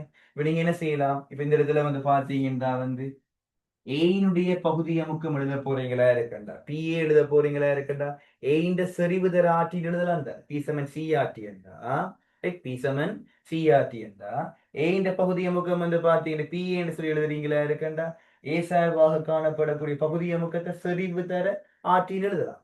அப்ப செறிவு தர ஆட்டின்னு எழுதலாம்டா ஏயின் பகுதி அமுக்கத்தை ஏயின் செறிவு தர ஆட்டி. அதே மாதிரி பி என்ற பகுதி அமுக்கத்தை பி என்ற செறிவு தர ஆட்டி. சி என்ற பகுதி அமுக்கத்தை சி என்ற செறிவு தர ஆட்டி. டி என்ற பகுதி அமுக்கத்தை டி என்ற செறிவு தர ஆட்டி. ஒவ்வொரு பகுதி அமுக்கங்களையுமே அவருடைய செறிவு சார்பா வந்து நாங்க இந்த மாதிரி எழுதலாம்டா அது குழந்தைங்க பிரதிட்டு பாருங்க. அது குழந்தைங்க பிரதிட்டு பாருங்க உங்களுக்கு என்ன மாதிரி முடிவு வர போகுது. கேபிக்கு வந்து எழுத போறீங்க பிசி பைலா சி என்ற செறிவு தர ஆட்டி அவளாத்தின் சியா மடக்கு. அதே மாதிரி வந்து பாத்தீங்கன்னா வந்து டி என்ற செறிவு தர ஆட்டி அவளாத்தின் டியா மடக்கு. ஒவ்வொருத்த பகுதி அமுக்கம் சார்பாயும் எழுதி அவையவை பீசமான கூட அடுக்கு. கீழே வந்து பாத்தீங்கன்னா ஏ பகுதி அமுக்கம் தர ஆட்டி അതിന്റെ ஏ ஆம் அடுக்கு மற்ற பி பகுதி அமுக்கம் தர ஆட்டி അതിന്റെ பி ஆம். இந்த மாதிரி எழுதி கொள்ளக்கூடிய மாதிரி இருக்கும். நாங்க வந்து பாப்பீங்களா இருக்கின்றா வந்து இவங்களுக்கு இதை வந்து பார்த்தா எப்படி எழுத போறோம்டா இந்த ஆட்டி எல்லாத்தையுமே தனி ஒரு கரையா கொண்டு வர உங்களுக்கு தெரியும் வந்து அடுக்குகளாக காணப்படுகிற வந்து ஒரே வலு வந்து கீழே வருமாக இருக்கின்ற ஒரே பெருமானம் கீழே வருமா இருக்கின்ற நீங்க இந்த பெருமானங்களை கூட்டலாம். அதே மாதிரி வந்து பாரு இது ரெண்டையுமே கூட்டலாம். அதே மாதிரி ஒன்றுல இருந்து ஒன்று பிரிபடுமா இருக்கின்றதை நீங்க கழிக்கலாம். பிரிபடைகளை வந்து அதை கழிக்கலாம். பெருக்குப்படைகள் அந்த பெருமானங்களை வந்து பார்த்தீங்கன்னா கூட்டலாம். பேசிக்கான ரூல் தானே மேக்ஸ் ரூல்ன்றது. இப்ப எங்களுக்கு வந்து பாத்தீங்கன்னா வந்து a to the power x a to the power y a to the power x a to the power y வந்து பார்த்தா பெருக்கப்படுமா இருக்குன்றா அதை நீங்க என்ன எழுதுவீங்க a to the power x plus y என்று சொல்லி எழுதுவீங்க. அதே மாதிரி வந்து பாத்தீங்கன்னா வந்து a to the power a to the power z a to the power z இதுல வந்து பாத்தீங்கன்னா வந்து a to the power pm வந்து பார்த்த பிரிபடுமா இருக்குண்டா இதை நீங்க எழுதலாம் a to the power z minus p எழுதலாம். இந்த தீர்வுகளை வந்து பாப்பீங்களா இருக்குன்னு சரியா அப்ரோச் பண்ண கிடைக்கல இங்க ஒரு முடிவு எடுக்கலாம் பாருங்க. இது ஃபர்ஸ்ட் பிரிச்சு எழுதுறேன் சி இந்த செறிவுன்ற சி ஆம் அடுக்கு டி இந்த செறிவுன்ற டி ஆம் அடுக்கு கீழே ஏ இந்த செறிவுன்ற ஏ ஆம் அடுக்கு பி இந்த செறிவுன்ற பி ஆம் அடுக்கு. உங்களால நான் புரியும்பாடு ஒவ்வொன்றையுமே சி இந்த செறிவுன்ற சி ஆம் அடுக்கு டி இந்த செறிவுன்ற டி ஆம் அடுக்கு ஏ இந்த செறிவுன்ற ஏ ஆம் அடுக்கு பி இந்த செறிவுன்ற பி ஆம் அடுக்கு புரியும்பாடு. எடுத்து முடிய பாருங்க இங்க எங்களுக்கு ஆர்டின்ற சி ஆம் அடுக்கு இருக்கு இங்க ஆர்டின்ற டி ஆம் அடுக்கு இருக்கு. அப்ப மேல இருந்து வர போது உங்களுக்கு ஆர்டியினுடைய சி சக டி ஆர்டியினுடைய சி சக டி கீழே வந்து பார்த்தோமா இருக்குன்னா ஆர்டியினுடைய ஏ சக பி. அப்ப என்ன செய்ய போறீங்க அந்த சி சக டி சரி ஆர்டியினுடைய ஏ சக பின்னு எழுதலாம். அப்ப என்ன செய்ய போறீங்க பிரிவெழுதுண்டா அவ்வளோதையும் அப்படியே மேல கொண்டு வந்து கழிச்செழுத போறீங்க. அப்படி கழிச்செழுதுவீங்களா இருக்குண்டா உங்களுக்கு சி என்ற செறிவுண்ட சியாம் அடுக்கு டி என்ற செறிவு டியாம் அடுக்கு ஏ என்ற செறிவுண்ட ஏயாம் அடுக்கு பி என்ற செறிவுண்ட பியாம் அடுக்கு இவ்வளவு ஆர்டியினுடைய வலுவா வந்து பார்க்க போறது சிஐயும் டியையும் கூட்ட போறீங்க ஏஐயும் பியையும் கூட்ட போறீங்க ரெண்டையும் ஒன்றையும் கொண்டு கழிக்க போறீங்க சி சக டி மைனஸ் ஏ சக பி தானே. உங்களுக்கு இதை பார்க்க என்ன விளங்குது? இந்த சி இந்த செறிவு சி ஆம் அடுக்கு, டி இந்த செறிவு டி ஆம் அடுக்கு, ஏ இந்த செறிவு ஏ ஆம் அடுக்கு தர பி இந்த செறிவு பி ஆம் அடுக்குன்றது என்னது? கேசி. இங்க இருக்கு இவ்வளவு கேசி. அப்ப நீங்க வந்து பாப்பீங்களா இருக்கு, இதை வச்சு ஒரு முடிவெடுக்கலாம். கேபி சமன் கேசி இன்டு ஆர்டியினுடைய ஆர்டியினுடைய சி சக டி மைனஸ் ஏ சக பி. அதாவது அதை ஒரே அடினா டெல்டா என்று சொல்லி எழுது. அதை வந்து டெல்டா என்று சொல்லி எழுதுறோம். அந்த டெல்டா என்னது வந்து பார்த்தேன்னு சொல்லி பார்த்தோம் இருக்குண்டா சி சக டிய கூட்டி அங்கால ஏ சக பிய கூட்டி உள்ளேந்தோண்ட கழிக்கிறீங்க. சி சக டி என்ற என்னது? ஸ்மால் சி சக டி என்றது விளைவுகளுடைய பீசமான குணக கூட்டுத்தொகை. சி சக டி என்றது விளைவுகளுடைய பீசமான குணக கூட்டுத்தொகை. நம்ம ஏ சக பி என்றது வந்து பார்த்தோம்னா தாக்கிகளுடைய பீசமான குணக கூட்டுத்தொகை. அப்ப டெல்டா என்றது என்னது? டெல்டா என்றது என்னது? விளைவுகளினுடைய பீசமான குணக கூட்டுத்தொகை. விளைவுகளின் பீசமான கூட்டுத்தொகை மைனஸ் தாக்கிகளின் பீசமான குணக கூட்டுத்தொகை.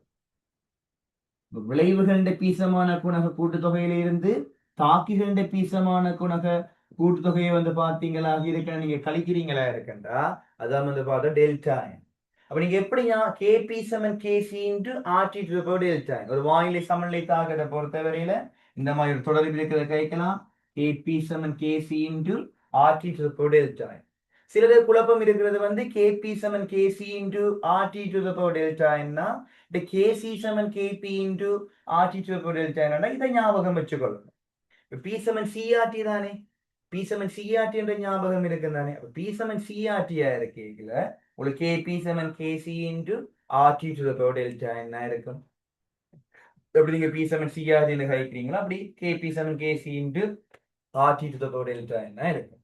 இந்த மாதிரி வந்து பாப்பீங்களா இருக்குன்றா வந்து கழிச்சு கொள்ளக்கூடிய மாதிரி இருக்கும். ரைட். ஸோ இந்த பேசிக்கோடையே வந்து பார்த்தீங்கன்னா நிறைய கேள்விகளை நீங்க அப்ரோச் பண்ணலாம். ஸ்டார்டிங் ஃபேக்ட்ல இருக்கக்கூடிய நிறைய கேள்விகளை வந்து பார்த்தீங்கன்னா அப்ரோச் பண்ணலாம்.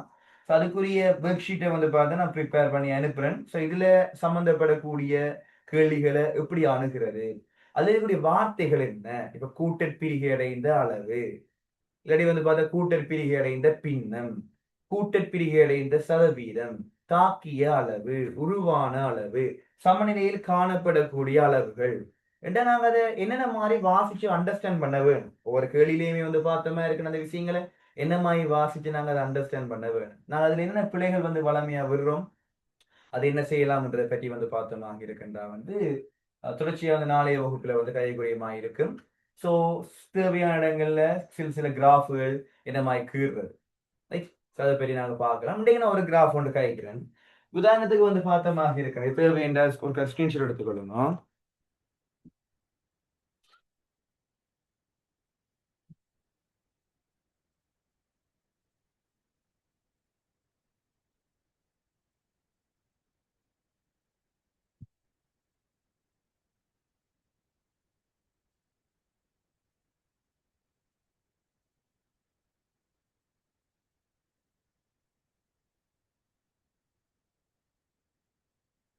ரைட்.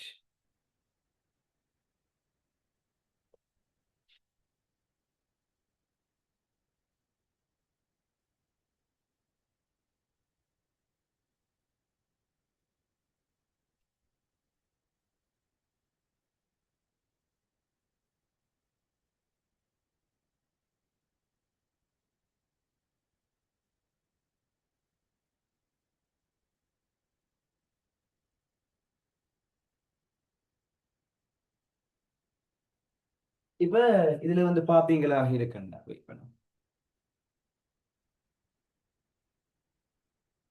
ரைட். இதுல வந்து பாப்பீங்களா இருக்குண்டா வந்து ஒரு சமநிலை தாக்கத்தை கருதுவோம். ஒரு சமநிலை தாக்கத்தை கருதுவோம். அந்த தாக்கத்துல வந்து பாத்தீங்கன்னா வந்து ஏ என்ற ஒரு தாக்கி இருக்கு.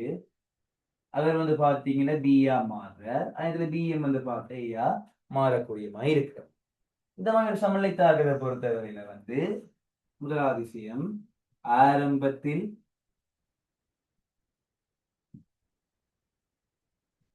ஏ மாத்திரம் எடுக்கப்படும் போது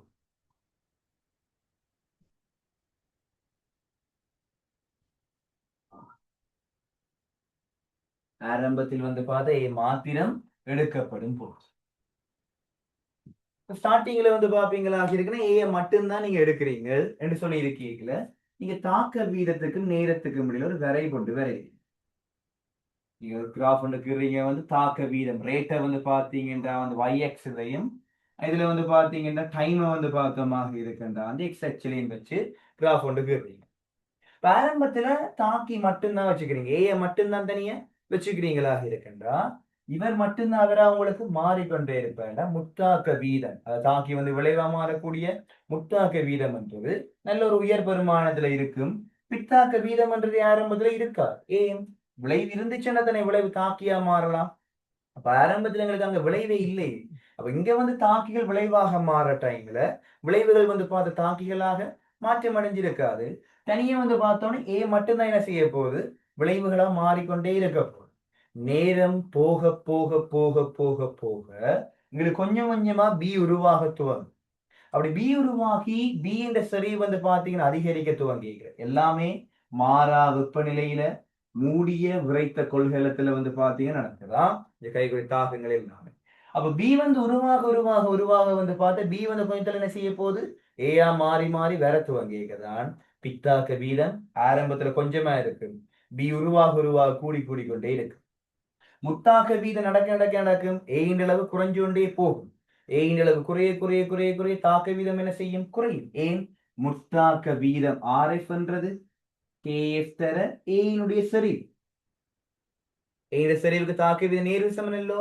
அப்ப ஏ வந்து கொஞ்சம் கொஞ்சமா பியா மாற மாற மாற மாற ஏயின் செறிவு குறைய குறைய குறைய குறைய தாக்க வீதம் என்ன செய்ய போகுது, குறைஞ்சு கொண்டே போகுது. அதே மாதிரி வந்து பாப்பீங்களா இருக்குன்றா வந்து RRன்றது வந்து பார்த்த KR தர D என்ற செறிவு. பித்தாக்க வீதம் என்று வந்து பார்த்தா கேஆர் அதை பித்தாக்க வீதமானி தர பி என்ற செறிவு. அப்ப எங்களுக்கு என்ன செய்ய போகுது, பின்னோக்கி வந்து நகர நகர நகர பி அளவு குறைய குறைய குறைய பித்தாக்க வீதம் குறையும். மனைவி பி அளவு கூடும்.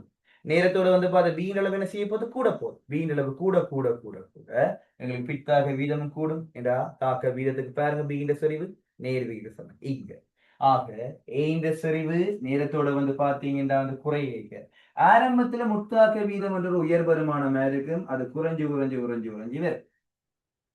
அதே மாதிரி வந்து பாப்பீங்களாக இருக்குன்னா ஆரம்பத்துல விளைவு இருக்காது, கொஞ்சம் கொஞ்சம் விளை உருவாக உருவாக பித்தாக்க வீதம் என்றது கூடிக்கொண்டே வரும். இப்படி வந்து ஒரு கணத்துல வந்து பார்த்தோம்னா இந்த முத்தாக்க வீதமும் பித்தாக்க வீதமும் வந்து பார்த்தோம்னா ஒரே வீதமாக மாறும். இந்த முத்தாக்க வீதம் பித்தாக்க வீதம் வந்து பாப்பீங்களா இருக்குன்னு எங்களுக்கு ஒரே வீதமா மாறி அதுக்கு பிறகு வந்து பார்த்தா முத்தாக்க வீதம் பித்தாக்க வீதம் வந்து பார்த்தா சம வீதமாக வந்துடும். அப்ப இது வந்து பாத்தீங்கன்னா வந்து உங்களுக்கு முத்தாக்க வீதம் RF ஆகவும் இது உங்களுக்கு பித்தாக்க வீதம் RR ஆகவும் இருக்கும். இந்த இடத்துல வந்து பாத்தீங்கன்னா அந்த ஒரு கண நேரத்துக்கு பிறகு உங்களுக்கு RFம் RRம் சமனா வந்து எப்ப இந்த RFம் RRம் சமனா வருதோ அதைத்தான் நாங்க சொல்லுவோம் கைனடிக் ஈக்விலிபிரியம், இயக்க சமநிலை. ஏன்னா பதார்த்தங்கள் இயங்கிக் கொண்டுதான் இருக்கும், தாக்கிகள் விளைவுகளாக மாறிக்கொண்டுதான் இருக்கு, விளைவுகள் தாக்கிகளாக மாறிக்கொண்டுதான் இருக்கும். ஆனா ஒரே வீதத்தில் இந்த மாற்றம் நடக்கும். தாக்கிகள் விளைவுகளாக மாறுற வீதமும் சரி, விளைவுகள் தாக்கிகளாக மாறுற வீதமும் சரி, ஒரே வீதத்தில் நடக்கக்கூடிய இயக்க சமநிலையா இருக்கு. இதே இப்ப ரெண்டாவது கண்டிஷன் வந்து பார்த்தோமாக இருக்கண்டா வந்து ஆரம்பத்தில் பி மாத்திரம் எடுக்கப்படும் போது, ஆரம்பத்தில் பி மாத்திரம் எடுக்கப்படும் போது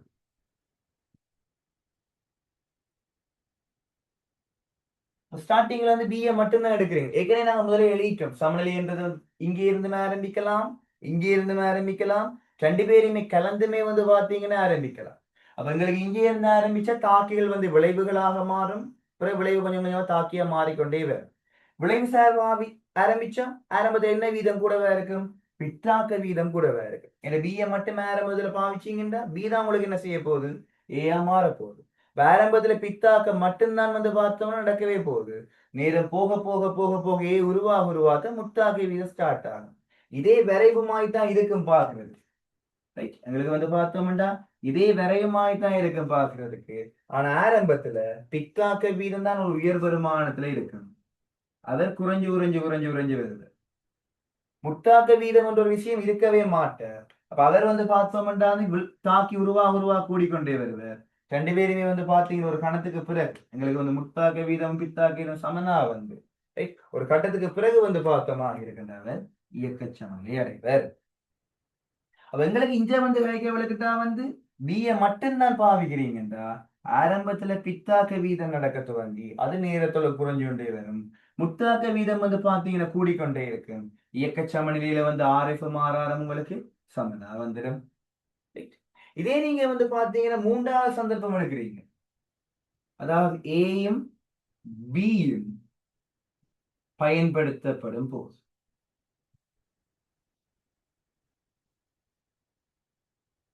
ரெண்டு பேருமே வந்து பாத்தீங்கன்னா இருக்கு. அங்க அந்த ஊடகத்துல வந்து பார்த்து ஏயும் இருக்கிற பியும் இருக்கிற. நான் சும்மா இந்த கேள்விக்காக எடுக்கிறேன். நான் சும்மா பயன்படுத்தக்கூடிய ஏயினுடைய அளவை விட பயன்படுத்தக்கூடிய பியின் அளவு கூடவே. சும்மா இந்த இடத்துக்கு மட்டும் நாம அதை பார்த்தோம்னு எடுக்கிறேன். பயன்படுத்தக்கூடிய ஏயின் அளவை விட பயன்படுத்துற பியின் அளவு கூடவே இருக்கு. இதை வச்சு நான் என்ன யோசிக்கிறேன்டா ஏ பியாக மாறுற வீதம் முத்தாக்க வீதம். ஏ பியா மாறுற வீதம் முத்தாக்க வீதம். பி ஏயா மாறுற வீதம் பிஏ மாறுற வீதம் பித்தாக்க வீதம். ஏபியா மாறுற வீதம் வந்து பார்த்தா முத்தாக்க வீதம். பிஏயா மாற பித்தாக்க வீதம் என்றா நான் இப்ப வந்து பி என்ற சரிவை தானே கூடவா எடுத்து வச்சுக்கிறேன். அப்ப நான் பி என்ற சரிவை கூடவா எடுத்து வச்சுக்கிறேன்டா நான் என்ன யோசிப்பேன். பி சார்பான தாக்க வீதம் கூடவா இருக்கு என்ன இருக்கு. அதாவது வந்து ஆர்எஃப் விட ஆரம்ப கட்டத்துல ஆர்எஃப் விட ஆர் வந்து பார்த்தா பெருசா இருக்கு. முத்தாக்க வீதத்தை விட பித்தாக்க வீதம் வந்து பார்த்தா பெருசா இருக்குது நான் எடுக்கிறேன். ஏன் நான் வீத செறிவை கூடவா எடுக்கிறபடியே நான் இப்படி யோசிக்கிறேன். அது மாறியும் வரலாம். எனது வீதமானில தங்கி இருக்கிற விஷயம் தான். அது மாறியும் வரலாம். எனது வீதமானிய விஷயத்தை பெருக்கி பார்த்தா ஆர்எஃப்ஏ மாறா டிட்டர்மின் பண்ண போறேன். அப்படி இருக்கிறது பெருசாயும் வரலாம். பட் நான் வீத செறிவை பெருசா எடுக்கிறேன். அப்ப எங்களுக்கு வந்து ஆர்எஃப் விட ஆர்ஆர் பெருசா இருக்குன்னு சொல்லி நான் கருதிக்கொள்டு. அப்படி கருதுகின்ற சந்தர்ப்பத்துல நீங்க தாக்க வீதத்தை வரைய பார்க்குறீங்களா இருந்தால் தாக்கவியத்துக்கும் நீளத்துக்கும் வந்து பார்த்தா வரைவு ஒன்று கீறீங்களா இருக்குன்னா இந்த ரேட் அண்ட் இட் டைம் எப்பவுமே கிராஃப் கீரைகள நீங்க எக்ஸ்ஹெச் வைஹெச் போடுறீங்களா இருக்குன்னா எக்ஸையும் வையும் குறிச்சிட்டு அதுக்கு அப்புறம் கிராஃப் போடணும். அப்புறம் நாங்க கீறின மாதிரி கீரையில ஃபர்ஸ்ட் எக்ஸ்ஹெச்சுக்கும் வைஹெச்சுக்கும் வந்து குறிச்சிட்டு அதுக்கு அப்புறம் தான் கீறவே துவங்கும். ஏஎம் பிஎம் ஸ்டார்டிங்கிலே பயன்படுத்துறீங்களா இருக்குண்டா அங்க முத்தாக்க வீதம் இருக்கும் பித்தாக்க வீதம் இருக்கும். ஆர்எஃப்பும் இருக்கும் ஆர்ஆரும் இருக்கும். பட் என்ன சொல்றேன்னா ஆர்எஃப் தான் வந்து சின்ன ஆர்ஆர் விடண்டா ஆர்ஆர்ன்றது வந்து எங்கேயோ ஒரு உயர் வருமானது இருக்கும். ரைட். ஆர்எஃப்ன்றது வந்து பாப்பமாக இருக்கண்டா எங்கேயோ ஒரு பெருமானது இருக்கும். எங்கேயோ ஒரு பெருமானது இருக்க போகுது. உங்களுக்கு என்ன இருக்க போகுது நேரத்தோட முட்டாக்க வீதம் வந்து பார்த்தா கூடி கூடி கூடி கூடி பித்தாக்க வீதம் வந்து குறைஞ்சு குறைஞ்சு குறைஞ்சு. ஏன் அவர் தான் கூடவா இருக்கிறார். யார் கூடவா இருக்கிறார். பித்தாக்க வீதம் கூடவா இருக்காண்டு கருதி இருக்கும். பித்தாக்க வீதம் கூடவா இருக்காண்டா அவர் குறைஞ்சு குறைஞ்சு குறைஞ்சு குறைஞ்சு வந்து முட்டாக்க வீதம் வந்து பார்த்தா கூடி கூடி கூடி கூடி ஒரு கட்டத்துல ரெண்டு பேருமே வந்து பார்த்தா இயக்கச்சமநிலை அடையணும். அப்ப இடையிலேயே ஸ்டார்ட் பண்ணி இவர் குறைஞ்சு கொண்டே வர போற. அதே சந்தர்ப்பத்துல வந்து பார்த்தோம்டா முட்டாக்க வீதம் என்றது கூடிக்கொண்டே வரப்போகுது. கூடிக்கொண்டே வந்து கூடிக்கொண்டே வர்றது வளைவு தான். அது பார்க்கும்போது நேர்கோடு மாதிரி தெரியோ தெரியல. இதுவுமே வளைவு. சரி இப்படியே கூடி கூடி வந்து ரெண்டு பேருமே வந்து பார்த்தமாக இருக்கிற கட்டத்துக்கு பிறகு எங்களுக்கு இயக்கச்சமநிலை அடைய போயினும் இந்த மாதிரி உங்களுக்கு ஆர்எஃப்பும் ஆர்ஆரும் சமனாக போயினும். அப்ப இவர் வந்து பார்த்தீங்கன்னா உங்களுக்கு ஆர்ஆர் இவர் வந்து பார்த்தவங்களுக்கு ஆர்எஃப் ஆயும் இருப்பார். அங்கால வந்து வர போறவங்களுக்கு கைனடிக் ஈக்லிபிரியமா இருக்கும். ரெண்டு பேருக்குமே ஆரம்பத்துல ஒரு பெருமானம் இருக்கு. முத்தாக வேதுக்கும் பித்தாக்குறதுக்கும் அது பூச்சியமா இருக்காது. இதே நீங்க வந்து ஏ சரிவை மாறி எடுத்துட்டு நீங்க வந்து கீழே வர போறது வந்து பாத்தீங்களா இருக்கண்டா ஆர் ரிவர்ஸ் என்றும் ரேட் ரிவர்ஸ் என்றும் பித்தாக்கத்தினுடைய வீதம் என்றும் இதை வந்து முத்தாக்க வீதமா கூட கருதி கொள்ளலாம். இந்த மாதிரி வந்து பார்த்தமாக இருக்கண்டா ஒரு சமநிலை தாக்கத்துல சமநிலைய தாக்கிகள்ல இருந்து ஆரம்பிக்கலாம். ஒரு சமநிலையை நாங்கள் விளைவுகள்ல இருந்து ஆரம்பிக்கலாம். ஆரம்பத்திலேயே தாக்கிகளையும் விளைவுகளையும் பயன்படுத்தி ஒன்றா கூட நாங்க வந்து பார்த்தா சமநிலையை வந்து பாத்தீங்கன்னா மீள ஸ்தாபிக்கக்கூடிய மாதிரி இருக்கும். சமநிலையை ஸ்தாபிக்கிறதுக்கு இதுதான் நிபந்தனை வேண்டி இல்லை. கட்டாயம் மாறா வெப்பநிலை பேணப்பட வேணும். அதுல வந்து பாத்தீங்கன்னா மாறா கனவளவுல ஒரு மூடிய விரைத்த கொள்கலத்துல நீங்க கட்டாயமான தொகுதியை பேணணும். இல்லாட்டி சமநிலை தொடர்ந்துமே வந்து பார்த்தோம்னா சமநிலையா இல்லாமல் அது ஏதோ ஒரு திசையில வந்து அசையக்கூடிய மாதிரி இருக்கு. இதை நான் முக்கியமா ஞாபகம் வச்சுக்கொள்ள வேண்டிய இன்னொரு பாயிண்ட் இந்த பாடத்தை பொறுத்தவரையில மிக முக்கியமான பாயிண்ட், மிக முக்கியமான பாயிண்ட், சமநிலை மாறிலிகள் யாவுமே வெப்பநிலையில மட்டும்தான் தங்கும். ரைட்? நீங்க கைக்கிறீங்க, இங்க கேசி கைக்கிறீங்க, கேபி கைக்கிறீங்க, இனி கேஏ கதைப்பீங்க, கேபி கதைப்பீங்க, கேஸ்பின்னு ஒன்று கதைப்பீங்க, கேடி ஒன்று கதைப்பீங்க, கே டபிள்யூ என்று சொல்லி ஒன்று கதைப்பீங்க. கதைப்பீங்கன்றதை விட ஏற்கனவே கதைச்சிருப்பீங்க. சமநிலை மாறிலிகள் சார்பான ஐடியா எல்லாமே ஏற்கனவே படிச்சிருப்பீங்க. ஸோ சகல விதமான சமநிலை மாறிலிகளுமே வெப்பநிலையில் மட்டும் தங்கும். வேற எந்த காரணிகள்லையுமே இல்லாம வெப்பநிலையில் மட்டும் தங்கும். வெப்பநிலை மாறுமா இருக்குன்னா தான் பாத்தீங்க இந்த பெருமானம் மாறும். மற்றபடி எந்த சந்தர்ப்பத்திலையும் மாற்றமடையாது. மற்றபடி எந்த சந்தர்ப்பத்திலையுமே இது மாற்றமடையாது. ஸோ உங்களுக்கு பாப்பீங்களா ஏற்கனவே வெப்பநிலையில் மட்டும்தான் தங்கக்கூடிய பெருமானம் என்றபடியால நீங்கள் ஒரு சமநிலை தொகுதிக்கு ஏதாச்சும் ஒரு அஜிடேஷனை கொடுக்குறீங்க, ஒரு நெருக்கம் உண்டை பார்த்தீங்கன்னா பெரிய வைக்கிறீங்களா இருக்குன்னா அதுக்கேற்ற மாதிரி இவரை மாறிலியா வச்சு கொள்ளக்கூடிய மாதிரி, வெப்பநிலை மாறாத வரைக்கும் இவர் ஒரு மாறிலியா வச்சு கொள்ளக்கூடிய மாதிரி அவர் பாத்தீங்கன்னா சமநிலை தாக்கத்தை ஏதோ ஒரு திசையில நடத்துறதுக்கு பாத்தீங்கன்னா யோசிப்பார். சொட்டு மொத்தமா பார்ப்பீங்களா இருக்குன்னா ஓரளவுக்கு பாட ரீதியான விஷயங்கள் ஸ்டார்டிங்ல எங்களுக்கு தெரிய வேண்டிய விஷயங்கள் நான் கதைச்சிருக்கிறேன். தொடர்ச்சியான விடயங்களை பார்த்தீங்கன்னா நாளைக்கு காலமா 5 மணிக்கு பார்த்தீங்கன்னா பார்ப்போம். ஏழுமான அளவுக்கு இது ஒவ்வொரு நாளுமே மார்னிங் பார்த்தோம்னா இந்த மாதிரி பேசிக்கான ரிவிஷன் இருக்கும். இது உங்களுக்கு என்ன மாதிரி இருக்கு, இது ஸ்பீடா இருக்கா இல்லை இன்னுமே ஸ்லோவா சொன்னா நல்லா இருக்குமான்றதை இந்த நம்பருக்கு மெசேஜ் பண்ணுங்க. எல்லாரும் என்ன படிக்கிறார்கள் படிக்காதார்கள் எல்லாரும் மெசேஜ் பண்ணுங்க. இல்லாட்டி என்ன படிக்கிறார்கள் நான் கிளாஸ்லயாச்சும் கேட்கிறேன். உங்களுக்கு ஓகேயா இருக்குன்னா நான் இதே ஸ்பீட்லயே கொண்டு போகலாம். ஸ்லோவா இருக்குன்னா சொல்லுங்க, ஸ்பீடா இருக்குன்னு சொல்லுங்கன்னா இன்னும் கொஞ்சம் ஸ்லோ பண்ணக்கூடிய மாதிரியும் இருக்கு. Right? So for today that's all. நம்ம அடுத்த விஷயம் தொடர்ச்சியான விடயங்களை பார்த்தோன்னு பிறகு பார்ப்போம். ஸோ இதையும் ஸ்கிரீன்ஷாட் எடுத்துக்கொள்ளுங்க. தொடர்ந்து இந்த மாதிரி டெய்லி ப்ராக்டிஸ் பண்ண பண்ண பண்ண இப்போ ஃபிசிக்கல்ல தியரியும் ஓகே ஆயிடும் உங்களுக்கு கூட்டுகளில் செய்யறதுக்கு. அண்ட் செகண்ட் பார்ட் கேள்விகளுமே செய்யக்கூடிய மாதிரி இருக்குன்னு சொல்லி நம்புறேன். ரைட்? உங்களோட ஒப்பீனியன் சொல்லுவீங்களா இருக்குன்றதான் எனக்கு விலங்கு நான் சரியா தான் உங்களுக்கு கைட் பண்றேனான்றது. ஸ்கிரீன்ஷாட் எடுத்துட்டீங்களா இருக்குன்னு நீங்க லீவ் ஆகலாம். தேங்க்யூ, பாய்.